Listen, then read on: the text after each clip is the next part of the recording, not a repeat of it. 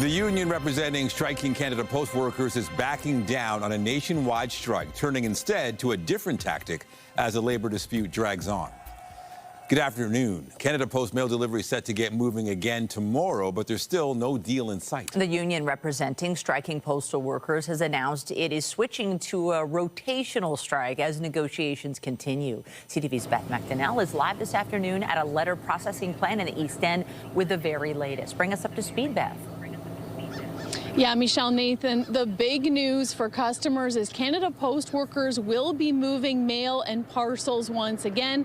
The strike isn't over, though. It's just changing. So starting tomorrow, CUPW, the union representing 55,000 employees, is doing rotating strikes. That means one postal station or a group of letter carriers or a processing plant will take turns going on strike. Could be in Toronto one day and it could be in New Brunswick another. Just over 2 weeks ago, the federal government allowed Canada Post to make changes to the business before a deal was reached with the union. This latest move caused workers to walk off the job, the union says. This change to a rotating strike will cause more trouble for management and vice presidents, but the important thing is the mail will be moving once again. What Canada Post is presenting to the government is unacceptable. There's many questions to be asked. We are asking those questions, and more are coming out, and we had to go on a nationwide strike, but now it's time for us to deliver that mail and get those parcels moving and continue on serving our customers. Last Friday, Canada Post tabled new offers to the union, which included provisions around expected job cuts. The union says it is reviewing those offers and will respond shortly. Reporting live, I'm Beth Macdonell. Nathan and Michelle, back to you. Thank you, Beth. We turn our attention overseas now. The Israeli military says a ceasefire agreement with Hamas came into effect at noon local time today, and that troops are withdrawing to agreed upon deployment lines. It's a big step towards ending the two-year war in Gaza. For more on this, we bring in CTV's Kamal Karamali. Kamal, tell us more. Michelle, there's a lot more hope on the ground now in Gaza and in Israel as the ceasefire came into effect 5 a.m. Eastern Standard Time, and a lot of movement already happening on the ground in Gaza. We've seen thousands and thousands of Palestinians move from the south. You can see a time lapse here going north back to Gaza City, a city that once had a population of about 1 million people. Now mostly just rubble. A lot of people will be returning to nothing but rubble and rock in what used to be their homes. Meanwhile, we've also heard that Israeli forces have completely withdrawn from parts of Gaza, according to the U.S. and Israel. The Israel military saying there are troops stationed at a line of agreement, which will leave it in control still of about half of Gaza. Now, here's what we know about the first phase of the U.S. brokered ceasefire framework that came into effect today. It's a 20-point plan, but what we're seeing today is just the first phase. It includes the release of 48 Israeli captives in Gaza, including 20 that are still believed to be alive. Trump has said that the Israeli captives will be released either Monday or Tuesday. There has been a deadline put on Hamas to release those hostages by Monday noon. It also requires Israel to pull back its troops to an agreed-upon line. In exchange, Israel will release and has agreed to release 250 Palestinians that have been kept in Israeli prisons and an additional 1,700 detainees. Part 3 of this is allowing humanitarian aid to flow into Gaza. We know that the UN agency or a UN agency has declared a famine back in August. There's been reported deaths of due to starvation as a result of it. There's been a desperate need for resources, food, water in the Strip. And now, as part of this agreement, Michelle, we'll see or likely see about 600 humanitarian aid trucks come in daily to Gaza, a much-needed reprieve for Palestinians. That is a big development. We know with ceasefires they can be precarious. How confident are observers that the ceasefire will hold? Yeah, this one feels a little different, but ceasefires, as you mentioned, are precarious, so there's no guarantee that this one will hold, but it is seeming to have a lot more foundational support than the other ceasefires that we've seen in the past 2 years or so. Have a listen to what Mark Carney had to say in terms of Canada's support in ensuring that aid gets into Gaza as part of making sure the ceasefire is maintained. Have a listen. It's been difficult to provide actual humanitarian, but pre-positioned $400 million worth of humanitarian aid for Gaza and are ready to do more. Of that, we've also seen a multinational force of about 200 troops that will be overseen by the U.S. military. These troops are from Qatar, the UAE, from Turkey as well, that will be on the ground to make sure that both sides maintain the ceasefire and don't break the rules of agreement so that negotiations can move forward. So it's looking like if all those pieces remain in play, that we might see some lasting peace, Michelle. Lasting peace. That would be wonderful. Thank you so much, CTV's Kamal Karamali, live in the National Newsroom. Appreciate it. You're welcome. And we have lots more news in a moment, but let's take a live look at the city this afternoon. It is Friday, heading into the Thanksgiving long weekend, and we have beautiful sunny skies, a little bit more October-style weather, and also there's a big game on Sunday as well. Lots to look forward to. Let's bring in Lindsay Morrison with the current conditions. What are you seeing, Lindsay? Well, Michelle, we've been pretty lucky when it comes to weekends in the fall season so far, but this weekend forecast is a little more complicated. I'll show you why in just a moment. But yeah, we're doing not bad right now. It is 14 degrees warmer than we were at this time yesterday, even though it was another chilly start. Part of the reason for that is we've got southerly winds this time, so that's ushering in some milder air. We've got some sun out there blending with a little bit of cloud. That cloud cover is going to increase as the day goes on. And then here is what is putting a bit of a snag in our long weekend forecast. We've got this upper low that has developed, and now it looks as though we are going to get some wet weather, at least for part of the long weekend. Today at a glance, though, it looks pretty good. 18, the forecast daytime high. Technically, temperature-wise, we are going to remain at or above seasonal over the next few days, but we will talk about when you might need the umbrella coming up. For now, though, Michelle, back to you. Thanks, Lindsay. An 11-year-old killed in an arson last month is being remembered today as her family gathers for her funeral. Rosa died in hospital after she was pulled from a fire at her home in Richmond Hill. CTV's John Musselman is live at the house where a memorial to the young girl and her family remains. John. Well, Nathan, yes, the fire did happen in the home behind me last month. At first, we'll show you some video this morning. At about 10:30 this morning at the Aurora Cemetery, there was a service for the 11-year-old girl who family members identify as Rosa. Family and friends gathered at the cemetery to say goodbye to this young girl. They placed roses on the casket. We also heard them play the song, My Sunshine, My Only Sunshine. This is all related to, as we mentioned, this deadly fire in Richmond Hill last month, which York Regional Police are now investigating as an arson. The 11-year-old girl's 24-year-old aunt was also killed in this fire. 3 family members were taken to the hospital. They are since recovering. This is an ongoing investigation. Here at the home, there is a small memorial wrapped around a tree with candles and teddy bears. At the time of this fire, a red gas can was found near the location of the fire. Now, York Regional Police are saying very little about potential suspects here. They just say that it is an ongoing investigation, and anyone with information about this fire is asked to contact them. Reporting live in Richmond Hill, I'm John Musselman. I'll send it back to you. Thank you, John. A fire has damaged a landmark building in downtown Lakefield. The fire broke out in the building that houses the Kawartha Home Hardware on Queen Street. No injuries were reported, but the Selwyn Township Fire Department calls it a significant structural fire. Queen Street may be closed for a few days. The fire marshal's been called in to investigate. Police say a man found dead in Etobicoke has now been deemed the city's 33rd homicide victim of the year. Monday evening, officers responded to a business near Vulcan and Iron Streets in an industrial area in Rexdale. They've identified the victim as 35-year-old Derek Chung of Brampton and say his body was located at his workplace. 36-year-old Leonard Emptage of Georgetown was arrested the following day. Police say he and Chung were co-workers. He was charged with improper or indecent interference with a dead body and second-degree murder. Police believe alcohol was a factor in a crash this morning in the West End involving a car and a TTC bus. The CTV News chopper was over the scene on Royal York Road and Delroy Drive, just north of the Queensway, where the vehicles collided. It happened just after 5:30 this morning. Police tell us the driver of the car, a man in his 20s, was arrested for impaired driving. No word on whether anyone was injured. 2 firefighters have been injured after a tractor-trailer crashed into a fire truck on the 401 west of Port Hope. Police say it happened around 2:30 in the morning in the westbound lanes at Newtonville Road. At the time, a fire truck was blocking a live lane of traffic because of an earlier collision. The firefighters were inside their vehicle at the time of the crash. Police say their injuries are considered non-life-threatening and charges are pending.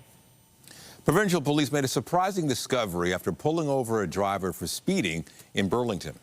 OPP say they stopped a 60-year-old man on the 407 Wednesday afternoon, clocked at a speed of 144 kilometers an hour. Sergeant Kerry Schmidt tells CTV News it was then determined the driver was out on the road with a license that's been suspended since 1985, not to mention 20 convictions of suspended driving. The Toronto man now faces more charges. He was turned over to neighboring police services under an outstanding warrant. Statistics Canada has released the employment numbers for the month of September. The agency says employment increased by 60,000 or 0.3%, bringing the employment rate up by 0.1 percentage point. The industries pulling the weight were manufacturing, healthcare and social assistance, and agriculture. The unemployment rate remains unchanged at 7.1%. A new Angus Reid poll finds that most Canadians are not confident a trade deal with the U.S. is on the horizon. 67% think the recent camaraderie between President Trump and Prime Minister Carney is just optics and won't lead to actual progress in ending the trade war. 1 in 5 hope it's a good sign of a good deal to come. In July, 46% were confident Canada would get a good deal, but that has now dropped to 35%. The majority of those who aren't confident cite Trump's unpredictability and not Carney's handling of the situation. The Prime Minister made an announcement from his Ottawa riding of Nepean today, outlining 3 new affordability measures Canadians can expect from the upcoming fall budget. For more on this, we're joined by CTV's Jeremy Sharon, live in the nation's capital. Jeremy, the PM's announcement is about cutting costs. What did he actually announce today? Yeah, exactly, Nathan. Look, this is all, as you've touched on, centered around affordability. 3 key measures the Prime Minister rolled out today. The first being the automatic filing of taxes for some Canadians. The second being making the National School Food Program permanent. And the third, extending or renewing, if you will, the Canada Strong Pass. We'll go through all of these briefly. The first being the automatic tax filing. This is something that has long been talked about and was a campaign promise of this government. And so they're following through on that promise, ensuring that up to 5.5 million Canadians as of 2026 will have the ability to have their taxes filed automatically. This will give the CRA the power for some low-income Canadians to automatically file their taxes. And the government says the reasoning for this is to ensure that these Canadians are getting access to some of the federal programs that they have the right to access, things like the childcare benefit, the GST or HST credit. So it's about ensuring that money that these people are owed, they are actually getting it. That's what the government is saying. The second is making the National Food Care Program or the National School Food Program permanent. This is something that was announced last year, $1 billion over 5 years for this food program, but the government is committing to making it permanent. This provides access to food for roughly 400,000 kids, the government says, and it can save the average family, according to the government, about $800 a year. That's the average family with 2 kids. The government's also pledging to expand the program, work with provinces, territories, Indigenous groups to try and get the program into more schools. And then the third thing here is really about driving the Canadian economy and tourism within our own country. This is an initiative that was launched last year. And it's called the Canada Strong Pass. It was launched during the campaign last year, really promoting Canadians to spend time here at home rather than traveling abroad. And so providing a discount for parks across the country, access to museums. Also roped in there is a discount for students using Via Rail, trying to come home from school. And so what the government is doing is extending that program through the holiday season and for next summer as well. So anybody anybody who has accessed any of those benefits, students coming home during the holiday season will be able to get 25% off via rail passes. So 3 programs that aren't exactly new, but the government following through, Nathan, on some of the promises that it made during the campaign. All right, CTV's Jeremy Sharon live in the nation's capital. Thank you. Anytime. Conservative leader Pierre Poilievre is in Richmond Hill, where he blamed the Liberals this morning for causing the affordability crisis. So why is it that the price at the grocery store keeps going up? It is because our Liberal government is destroying the purchasing power of our money. They are printing cash to pay for their out-of-control spending. More money bidding on fewer goods equals higher prices. It is because of the Liberal money printing that you cannot afford food, that you cannot afford a home. I call it the inflation tax. Inflation tax, which is robbing you of the purchasing power of your money. We are going to cut back on the spending on bureaucracy, consultants, corporate handouts, and other wasteful spending so that we can stop printing money. Poilievre is vowing to end all taxes on home building. He says they represent the single biggest cost for a new home. The Tory leader says getting rid of taxes would mean the average home would cost about $200,000 less across Canada, about $300,000 less in the GTA. A Venezuelan opposition leader is this year's winner of the Nobel Peace Prize. The Norwegian Nobel Committee has decided to award the Nobel Peace Prize for 2025 to Maria Corina Machado. Machado is being recognized for her struggle to achieve a democratic transition in the South American country. The Nobel Committee says the former opposition presidential candidate is a key unifying figure in the once deeply divided opposition to President Nicolas Maduro's government. Machado says she's humbled and grateful. This is a movement. This is a achievement of a whole society. I am just, one person. I certainly do not deserve this. Machado believes freedom for her country and peace for the region is very close. She was set to run against Maduro in last year's presidential election, but the government disqualified her. Well, back here, the OPP is conducting a Thanksgiving safety blitz, cracking down on unsafe driving on the province's roads and highways this long weekend. This is not just a provincial police campaign. This is actually part of the Canadian Association Chiefs of Police all across Canada. Anywhere you're going this weekend in the country, you're going to be seeing officers out there looking at those high-risk driving behaviors. We talk about it all the time. Speeding is the #1 killer of the Big Four. We've had 269 people die already this year. 59 of those were because of aggressive driving or speeding. We also have distraction and inattention right there behind it. The OPP is also reminding people heading up north to be safe around the water, including wearing life jackets when swimming or boating. And if your long weekend plans include heading to Kitchener-Waterloo Oktoberfest, Metrolinx is adding trains on the Kitchener line tomorrow to get people safely to the festivities. And a heads up, GO trains will run on a Saturday schedule on Monday. The TTC is implementing a number of seasonal service changes on Sunday, so riders may want to check their routes in advance. It'll be running on a Sunday schedule on Thanksgiving Monday. And on Thanksgiving Monday, most grocery stores, pharmacies and malls will be closed, as well as all banks, libraries and government offices. Same goes for all beer stores and LCBO locations. And if you do have some shopping needs, some malls will be open for business, including Eaton Centre and Square One, and several attractions will be open as well, notably the Toronto Zoo, the Art Gallery, the ROM, Ripley's Aquarium and the CN Tower. And as part of Thanksgiving celebrations this year, for many, many Blue Jays fans, that will include watching the start of the American League Championship Series. The Jays will learn later today who their opponent will be. CTV's Raheem Ladani's live at Rogers Centre with more from fans. And Raheem, Seattle or Detroit, does it even matter?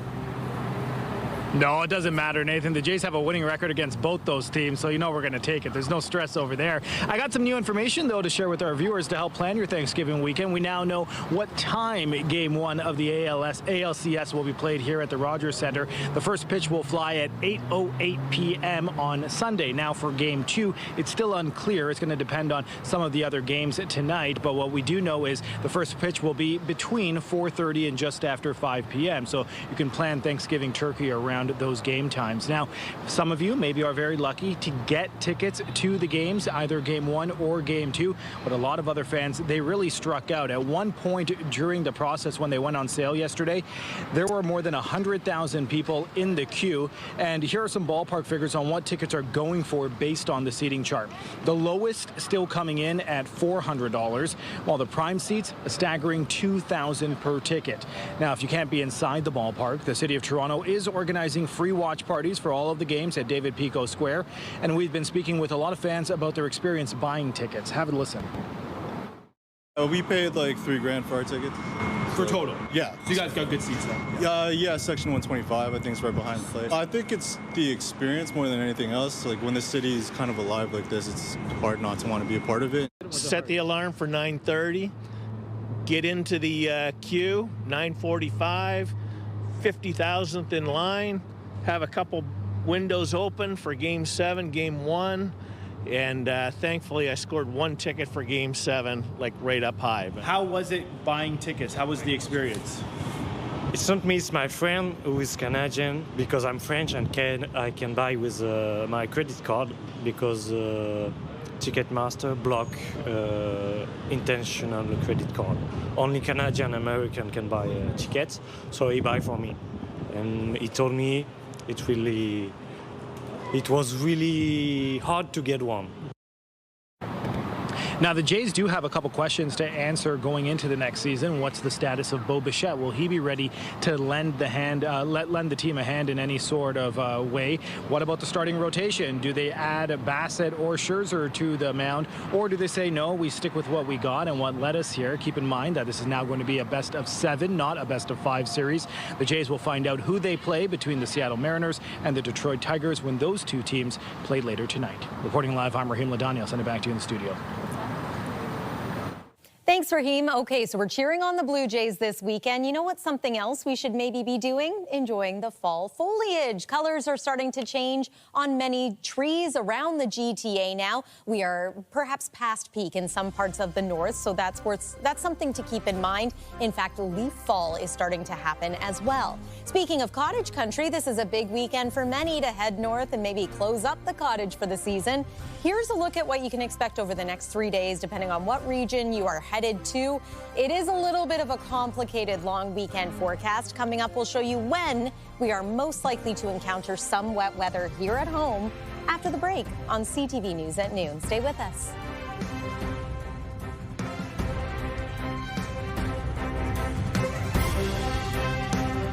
When you see it happen, send it to CTV News. Text 10400 from your screen to ours. Text 10400. All right, to the forecast. It's Friday. A lot of us already thinking about the long weekend and our plans for Thanksgiving. It is amazing how much the Jays game is now sort of tweaking some people's plans, but now we have that 8:08 evening start time, so that helps people plan at least a little bit. Yeah, if only we had tickets, right? Yeah. And many of us will be watching from home, and that's okay, cheering them on. We have some interesting weather now for the long weekend. You know, a couple of days ago, this was looking like a perfectly sunny, dry, long weekend. Things have changed a little bit. There's a couple of disturbances that we're going to watch to potentially bring us some wet weather tomorrow, and then again, maybe into the day on Monday. So let's get to everything you need to know to help you plan further. Weather is brought to you by the Presler Law Firm. Injury lawyers you don't pay unless they win. We've got sunshine out there, but hey, we also had a bit of frost in places this morning. This was Riverdale area, our CTV News chopper capturing it on the grass there. Of course, it has likely melted in most places now. The sun rising, and it's already a bit warmer right now than it was at this time yesterday. We are on our way to a forecast daytime high of about 18 degrees today. So it is a nice day. Slowly but surely, we are going to see a bit of an increase in cloud cover as this day goes on. And then by tonight, into a few showers. So let's begin there with a look at the satellite and radar. Here's what's coming. Again, all is dry for now and will be for a good portion of the day. But this is an upper low that developed mostly yesterday.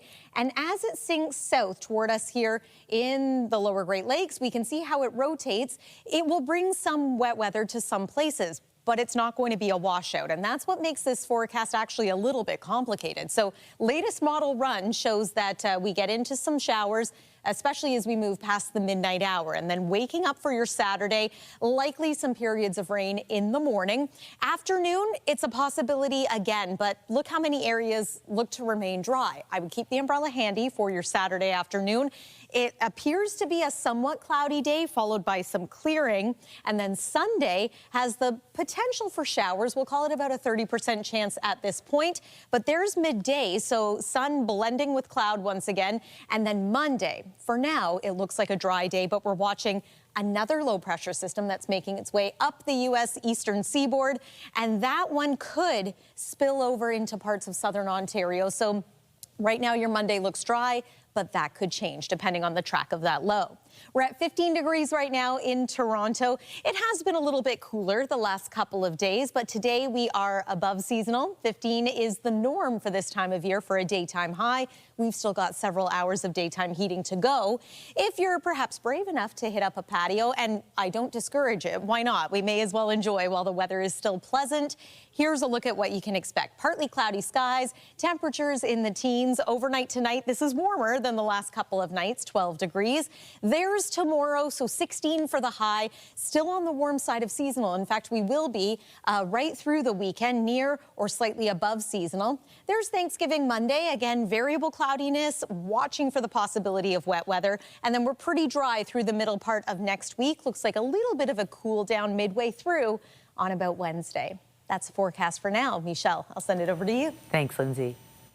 Well, a new exhibit is coming to the ROM, offering a deep dive on sharks, and it looks at how the animals have captured the popular imagination while also examining the latest research on the ancient aquatic creatures. CTV's Jessica Smith is live this hour at the museum with more on what visitors can expect. It's a busy weekend, Jess, and I think love sharks or hate them, they're just fascinating.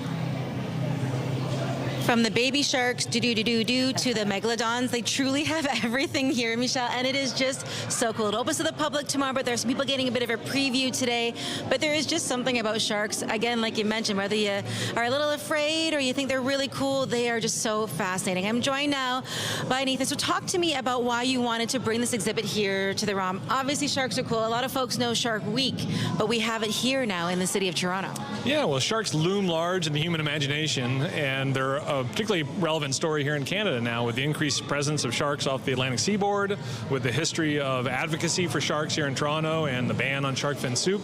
Sharks are a Canadian story. They're part of Canadian natural heritage. And here at ROM, we really wanted to tell that story. We do a lot of natural history research, and here in the exhibition, we can see the bowfin guitarfish, the whale shark. We've got a life-size whale shark model, megalodon. We talk about ancient sharks and just the diversity, the spectacular diversity of modern sharks.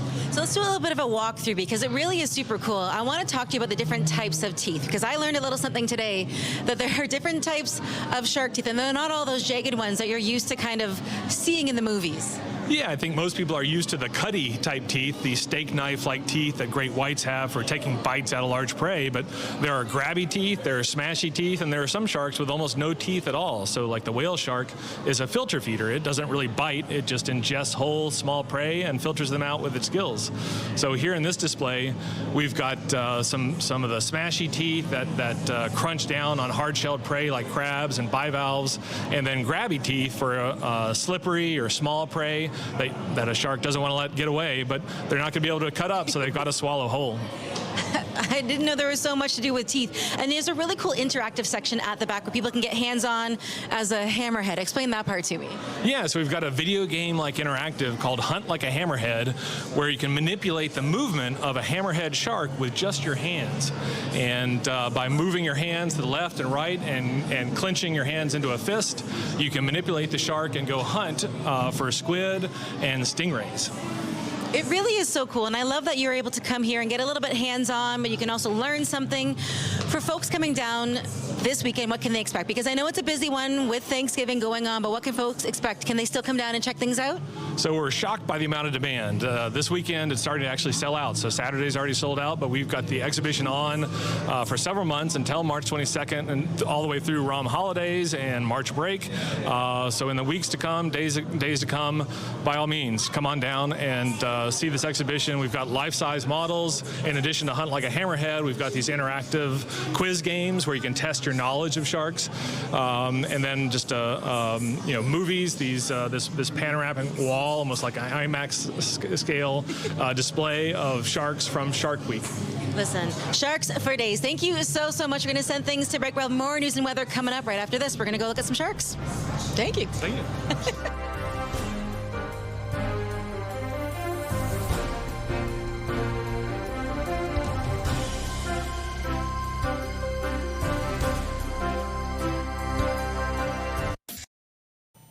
An Ontario hospital is conducting a promising trial that involves a new way to treat kidney cancer. As health reporter Pauline Chan tells us, it's already been proven successful in treating other forms of cancer. Currently, the standard therapy if kidney cancer hasn't spread is surgery.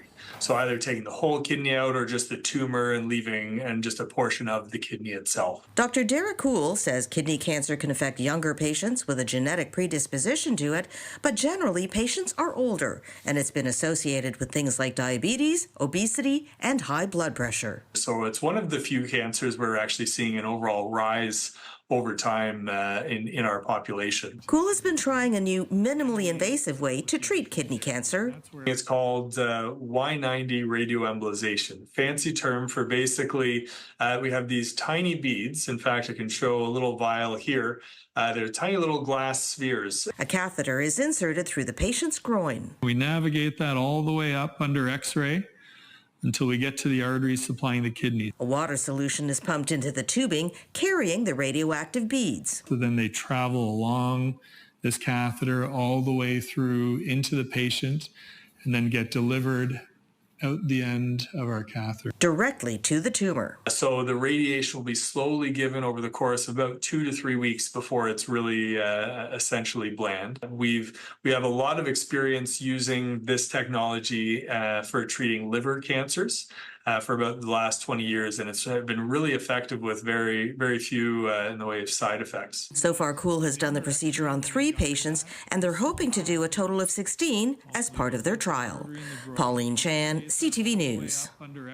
After nearly a year of efforts to stop the spread, Ontario's measles outbreak is officially over. Public Health Ontario says it made the declaration Monday following national guidelines. At that time, 46 days had passed since someone linked to the outbreak developed a rash. No new cases have been reported in recent weeks. The spread started last October, linked to someone who got measles in New Brunswick. Nearly 2,400 cases were reported in that time, with 165 requiring hospitalization.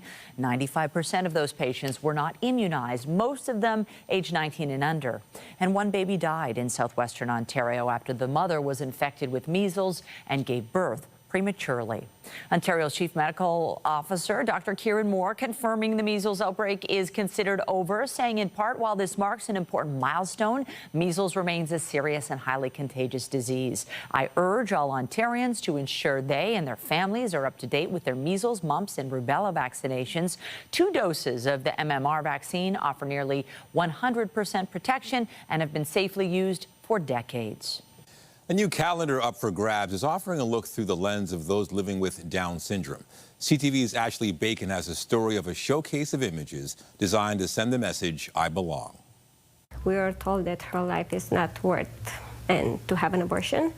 So coming from a doctor, it was a hard hit. That was the reality Roxana Constantinesco and her family faced when they learned their daughter Ellie was born with Down syndrome. But just days after her birth, the Wellington Waterloo Down Syndrome Society reached out and invited her to a picnic. We went and we saw people with Down syndrome from all ages, from a few months to 40, I believe, at that time, and then shortly after, like 6 months after, it was the calendar. So that's when we realized, wait a minute, there are so many people, so many stories. Fast forward until today, and Ellie is thriving, an athlete who has starred in the annual calendar campaign for the last 11 years. I To be like on the calendar.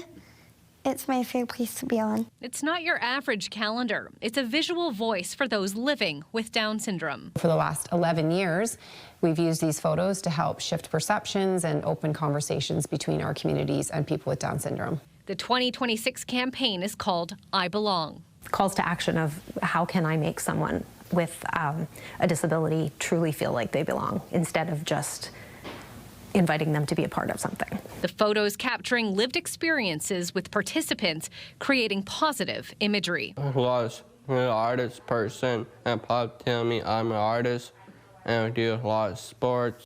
When I do sports, I feel happy and included. The calendars will be available through their website at a cost of $10, with less of a focus on fundraising and more of a focus on breaking stigmas. It's more about getting the word out there and getting these beautiful calendars and these beautiful faces of the people in the calendars out into as many spaces in the community as possible. The calendars will become available in November, and although there is no specific fundraising goal, the money raised will go to support those living with Down syndrome. Ashley Bacon, CTV News, Kitchener. Still to come on CTV News at noon, Pat Foran talks to a Toronto man who lost $80,000 in a romance scam amid growing calls for banks to do more to protect customers.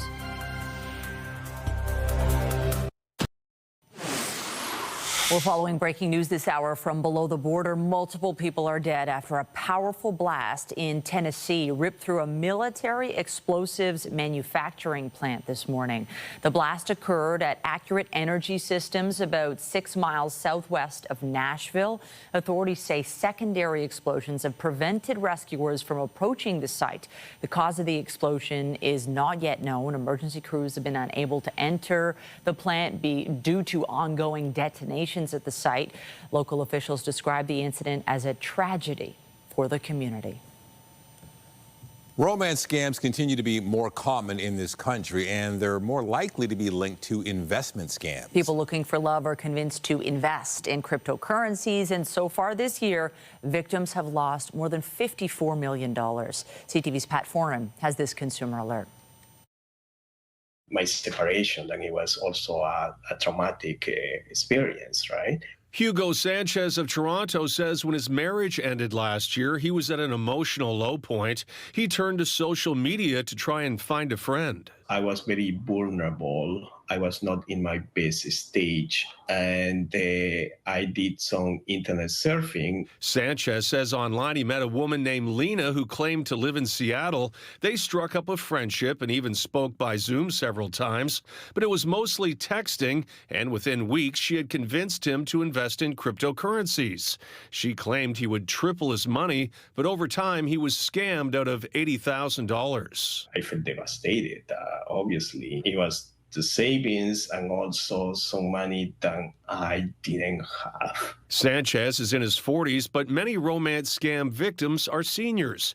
Elaine Harnham met a man online and was scammed out of $20,000. He fell in love with me when he seen my picture. These scams are not small crimes. They're crimes of trust. They rob people of their savings. They rob them of their dignity and their trust in other people. The Canadian Association of Retired Persons, CUPW, has been raising awareness of romance scams, grandparent scams, and investment fraud. It's calling for tougher criminal code penalties, mandatory fraud prevention at banks and telecoms, a trusted contact person program, victim recovery mechanisms, and a national coordination effort to share data.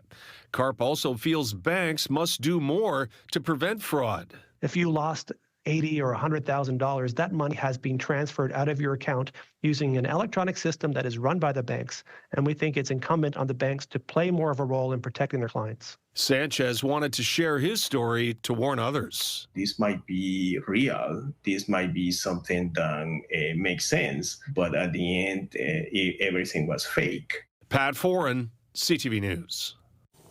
YouTube is moving ahead with plans to welcome some previously banned users back onto its platform. This comes after the site removed some high-profile accounts a few years back for spreading misinformation about the 2020 presidential election and COVID-19. Lawyers for Google recently told Congress they'd let some creators who'd broken those rules return now that they're no longer in place.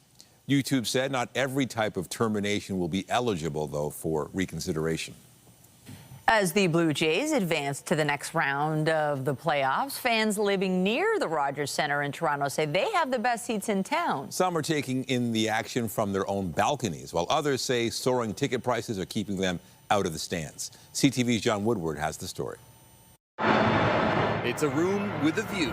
This is what Abhishek Mahajan sees from his 32nd-story apartment overlooking the Rogers Centre, which comes in very handy on game nights, like the recent series where the Blue Jays vanquished the New York Yankees, propelling them to the American League Championship Series. It's pretty fun. It's up to Major League Baseball weather to keep that roof open, and last time the Jays made it this far, the roof was closed. What do you think they should do? They should keep it open all the time. Others broadcast their great view on social media, a view also enjoyed by one dogged fan. The people with these addresses never have to worry about the ticket prices, which are now rising on resale websites. 500 section, around $500, and as high as $2,700 closer to the field, frustrating some ticket holders. That's ridiculous right now. It's kind of going out of hand. Ken Oka shelled out for tickets to the upcoming series. Game 1, I think I paid like $500, $600-ish. Yeah. Game 3, I was lucky enough to get in the queue and actually, buy it. The general admission price, I only paid $200 for the 500 level.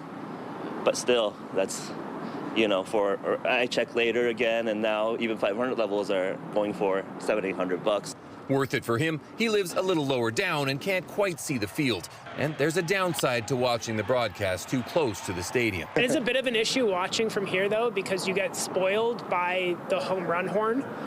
So when someone's at bat and you're hoping that they hit something, you can kind of tell based on hearing people cheer or hearing the horn just before the play on TV. Maybe that's one reason to get a ticket in the end. After all, it's a very short walk. It may not make financial sense to move down here just for the ticket prices. After all, one condo dweller told us his monthly rent is $3,500. John Woodward, CTV News. That's one way to look at it. Drake's team says he's not ready to abandon a defamation suit against Universal Music Group over Kendrick Lamar's diss track, Not Like Us. That's despite a loss in court yesterday. They not like us. They not like us. They not like us.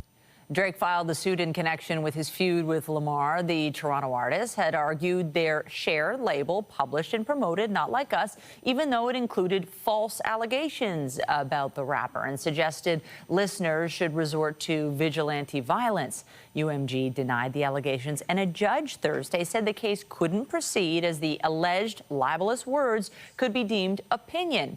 Representatives for Drake say he plans to appeal. Coming up, a documentary on the life of a beloved Canadian comedian has dropped today. Details after the break. The largest Lotto Max jackpot in Ontario's history has been claimed. I checked it on the app, and I thought it said $75,000, which was awesome, until I realized there were a few more zeros. And then I looked again, and that's when it really hit me, that it was $75 million. First thing I said I got to do is I got to go tell my wife and share the news. That's David Hatt, and he is filthy rich now. He recently stepped forward after winning $75 million in the August 19th draw.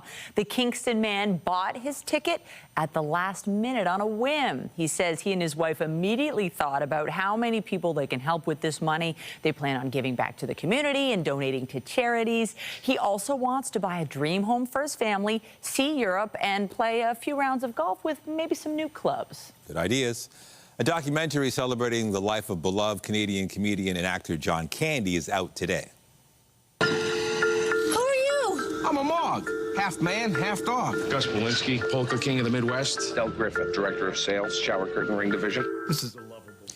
John Candy, I Like Me, premiered at TIFF last month and drops today on Amazon Prime Video.